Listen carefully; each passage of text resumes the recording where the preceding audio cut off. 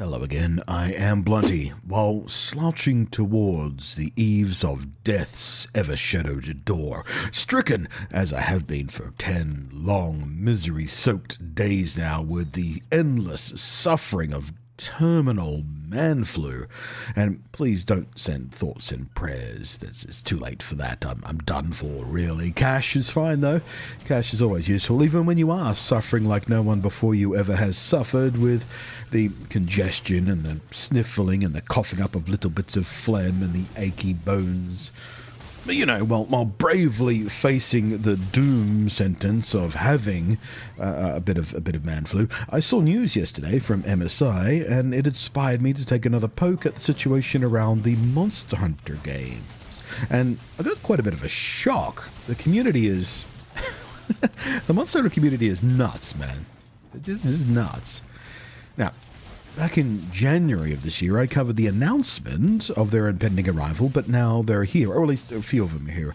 The they in question being the first of a few special limited edition bits of PC hardware from MSI in conjunction with Capcom in celebration of Monster Hunter and its 20th anniversary, the series having first launched in 2004 on the PS2. But as of now, you can order a Monster Hunter-themed NVIDIA RTX 4060 Ti GPU from MSI, and it comes bundled with an MSI Force GC30 controller.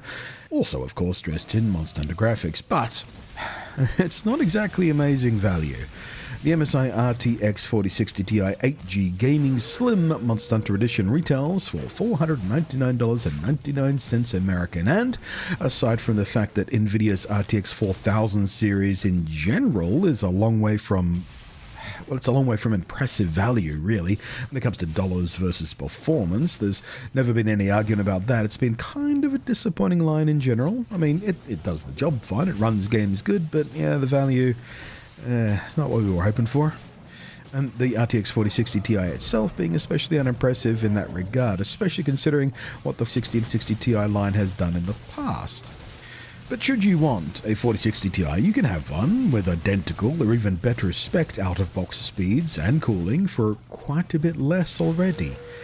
In fact, even if you really like MSI's designs and coolers, you can have one of MSI's other RTX 4060 Ti's, like the Ventus 3X OC, for like $80 less, or the MSI RTX 4060 Ti Gaming X. The Gaming X is my personal preference from MSI. The coolers are really good. You can have that for about $70 less. And like $70 or $80 is a heck of a premium for Monster Hunter printing silk-screened onto the back of your graphics card. And oh sure, you get the controller as well. It comes as a bundle. But look, the regular variant of the controller is like $40, and I'd really not recommend it to begin with. It's fine, but you know, it's a very old design. It uses micro USB to charge, for crying out loud. It only works with its own wireless dongle, leaving you with no Bluetooth option at all. And in this day and age of more and more people sort of at least dabbling in gaming on their phones, even if it's not phone-native gaming but streaming to their phones, you kind of want a controller that can do that, and this one just can't. I mean, look, as a controller, it's fine. I have tested this model before. It's fine. I've had one. But there's a lot better options out there for the same money or better. And they do at least look pretty nice. I do like the design aesthetic of it in general. The GPU has a nice clean graphic. The blood red translucent touches are fairly unique. I like them, although on the controller they do make the triggers and shoulder buttons on look a bit cheap somehow. Like those old crappy brand, you know, second controller you used to get for your sibling and whatnot. You know that joke? Oh, what was the brand that made those ones that came in clear plastic that lit up? Afterglow. It reminds me of the Afterglow ones. They were awful. Afterglow is still around. Somebody Google that. Anyway, this one is just really for the hardcore collector only. Even for a huge fan of the games, I'd find it hard to justify the value here, quite frankly. And I do quite like MSI's stuff. The case would be the only thing to tempt me. The case is really nice, and my desk is set up in such a way that the graphic would be really nicely shown off into the room. But like the monitor, the cooler, the notebook, the motherboard, it seems like it's not available just yet. But checking in on all this did make me curious though. See, back in December we got the first teaser trailer and official name drop for the next Monster Hunter game, and within the next several weeks we should expect some more news on Monster Hunter Wilds, likely in June would be my guess. But the original announcement alone sparked a massive revitalization of players in Monster Hunter World, the most popular series entry, at least to date. The announcement was in December, but player numbers had already started rising since late October, based solely on just sort of organic community enthusiasm and chatter around the then only expected announcement of the new game. That's how enthusiastic the Monster Hunter gamers are. They were so excited about the chances of the new game being announced sometime soon, before the end of the year, they came back to the second most recent version of the game in droves. And Capcom rather smartly started to capitalize on it after the announcement as well, with hashtag Return to World social media pushes, and between the organic community staff and the social media and PR staff, World saw a big leap up. Now, for years it hung on to a still surprisingly strong 25,000 to 40,000 daily peak concurrent player base on Steam alone. And remember, it is a multi-platform game, but we have no idea what it's doing on consoles because, well, the consoles aren't transparent with their numbers. You know, this is something most, half-decade-old games can only dream of without new content or DLC expansion releases or anything. It just happened. There was nothing new there to play. People just came back to play it again because it is just that fun. But when Return to World was rolling, it saw a new 140% boost, rising up to over 162,000 concurrent daily players. It, of course, waned over the next few months, as you would expect, and by now, over 6 months past when that hype train suddenly launched to life out of nowhere on this now nearly 6-year-old game, I had expected things to have slowly drained back down to the numbers we had seen pretty steadily for years beforehand.